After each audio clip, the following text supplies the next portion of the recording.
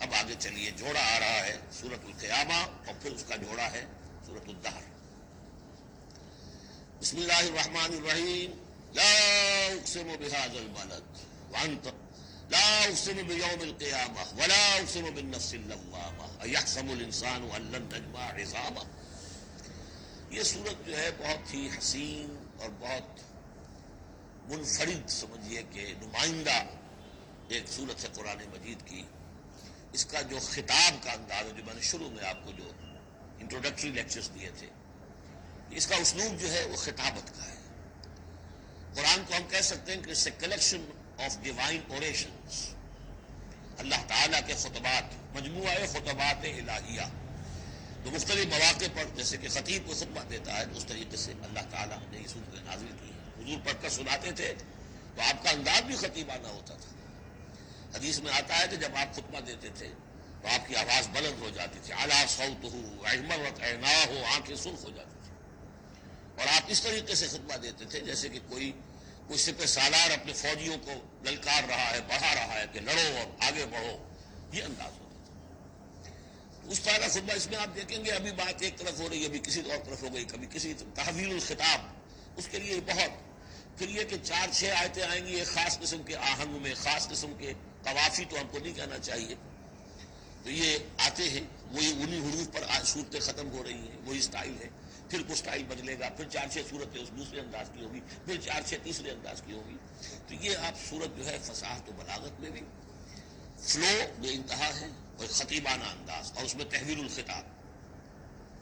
پس منظر میں کیا ہے کہ وہ لوگ ہیں کہ جو انکار کریں کوئی قیامت نہیں ہو سکتی، کیسے ممکن ہے کہ جب کہ انسان مر چکے ہوں گے اور مٹی ہو جائیں گے پھر اٹھا دیا جائے، یہ ممکن نہیں ہے۔ تو اس کا جواب ہے جو دیا جا رہا ہے، لا اقسم بیوم القیامہ۔ لا یہاں پر ان کے خیالات کی نفی نہیں، میں قسم کھاتا ہوں قیامت کے دن کی۔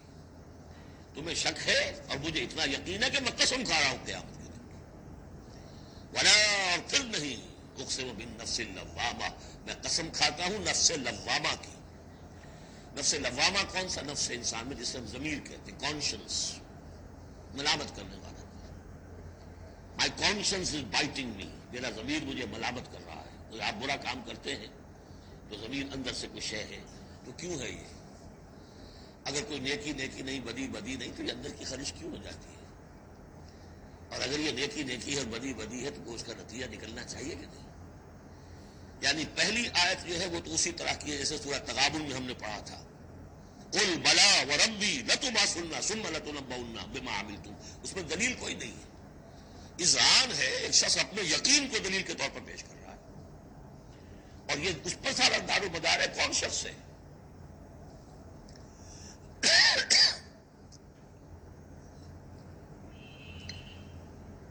ایسا شخص کہ جس سے کبھی کوئی جھوٹ کا تجربہ کسی کو نہیں ہوا، وہ کہہ رہا ہے۔ سیرت و کردار جو ہے محمد رسول اللہ کی، وہ گویا کہ دلیل کی حیثیت رکھتی ہے اس قول کے پیچھے۔ It's 8 hours. لا اقسم بیوم القیامہ ولا اقسم بالنفس اللوامہ، یہ تمہارے اندر موجود ہے قیامت کی دلیل، تمہارا ضمیر، تمہارا کانشنس۔ ایحسب الانسان ان لن نجمع عظامہ، کیا انسان یہ گمان کرتا ہے ہم اس کی ہڈیاں جمع نہیں کر سکیں گے؟ بلا قادرین، کیوں نہیں، ہم پوری طرح قادر ہیں، علی ان نسوی بنانا، یہاں کنہ محضوظ سمجھنا چاہیے، بلا کنہ قادرین علی ان نسوی بنانا، ہم اس کی ایک ایک پور کو برابر کر دیں گے۔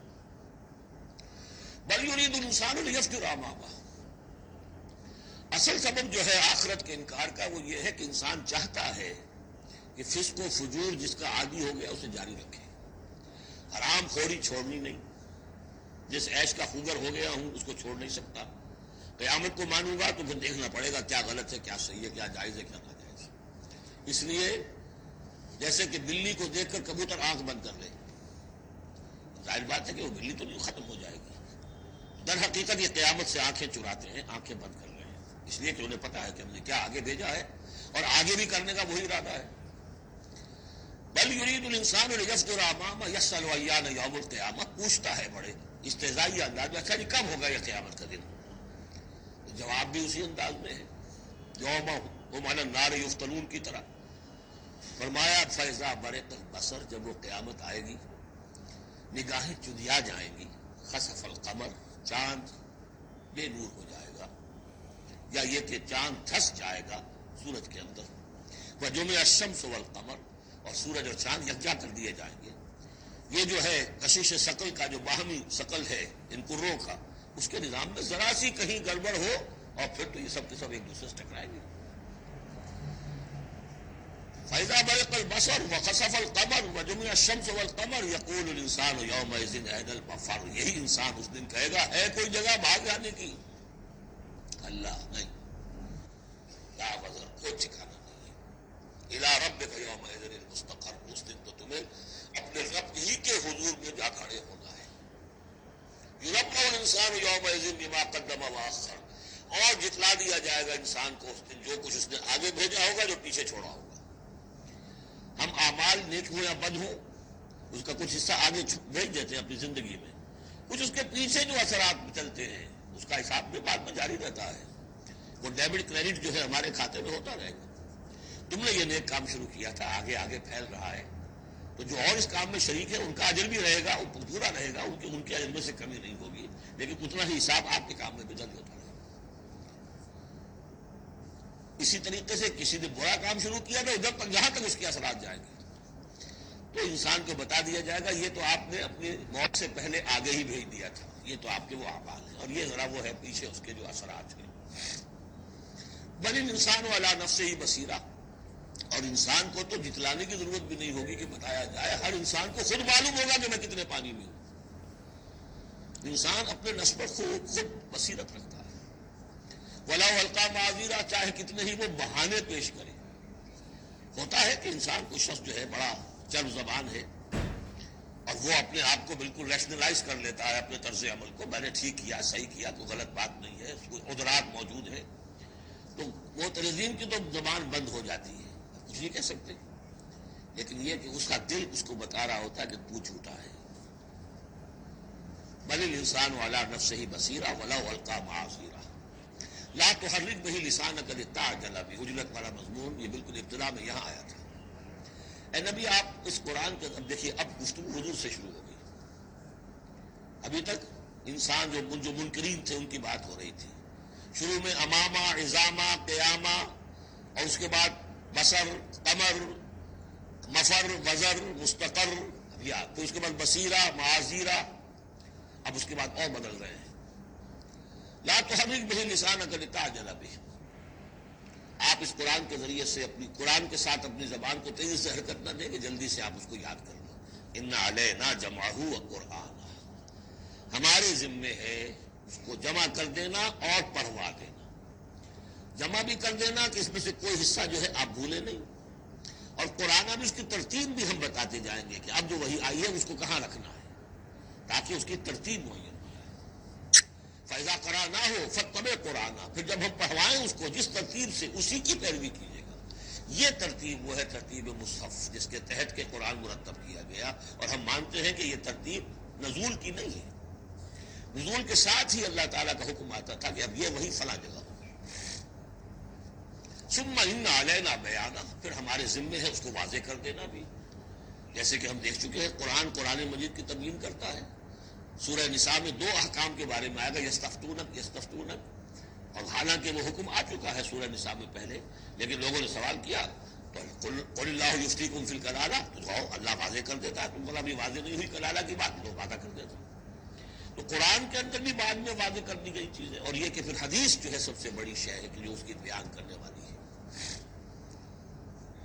جو انزلنا الیک الذکر لتبین للناس ما نزل الیہم، یہ ذکر ہم نے اے محمد آپ پر نازل کیا ہے تاکہ آپ واضح کریں اس کو ان لوگوں کے لیے جن کے لیے ہم نے اسے نازل کیا ہے۔ نازل آپ پر کیا ہے، صرف آپ کے لیے تو نہیں کیا ہے آپ پر، نازل کیا ہے لوگوں کے لیے۔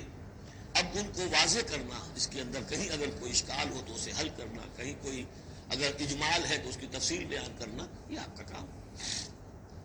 کلا بل تحبون العاجلہ، کوئی نہیں، تمہارا اصل مرض یہ ہے کہ تم عاجلہ سے محبت کرتے ہو، یہ اس دنیا کی زندگی سے محبت کرتے ہو۔ دیکھیے اب پھر خطاب شروع ہو گیا کفار سے۔ وتذرون الآخرہ، اور آخرت کو تم چھوڑ دیتے ہو، نظر انداز کر دیتے ہو۔ وجوہ یومئذ ناظرہ، حالانکہ بہت سے چہرے اس دن ہوں گے تر و تازہ، میدان قیامت میں کھڑے ہوں گے تو جیسے اسکول چلڈرن کھڑے ہوتے ہیں اپنا رزلٹ سننے کے لیے، تو بعضوں کے چہرے کھلے ہوتے ہیں، پہلے سے معلوم ہے انہیں کیا کچھ کر کے آئے تھے، اور بعض کے چہروں کی بددعا ہے، اس لیے ہے کہ انہیں پتا ہے کہ کیا ہی کچھ نہیں تھا، فیل تو ہونا ہی ہونا تھا۔ تو چاہے اب رزلٹ ڈکلیئر نہیں ہوا، رزلٹ ان کے چہروں پر لکھا ہوا ہے۔ وجوہ یومئذ ناظرہ، بہت سے چہرے ہوں گے تر و تازہ، الی ربہا ناظرہ، اپنے رب کی طرف دیکھتے ہوئے۔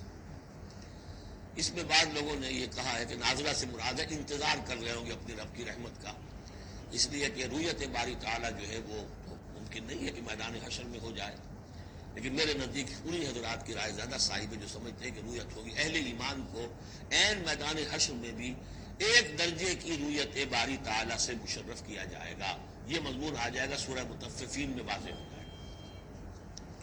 اس کے برعکس وجوہ یومئذ باسرہ، بہت سے چہرے ہوں گے اس روز سوکھے ہوئے، اترے ہوئے، اداس، تظن ان یفعل بہا فاقرہ، ان کو یقین ہوگا کہ اب ان کے ساتھ وہ سلوک ہوگا جو ان کی ریڑھ کی ہڈیاں توڑ کے رکھ دے گا۔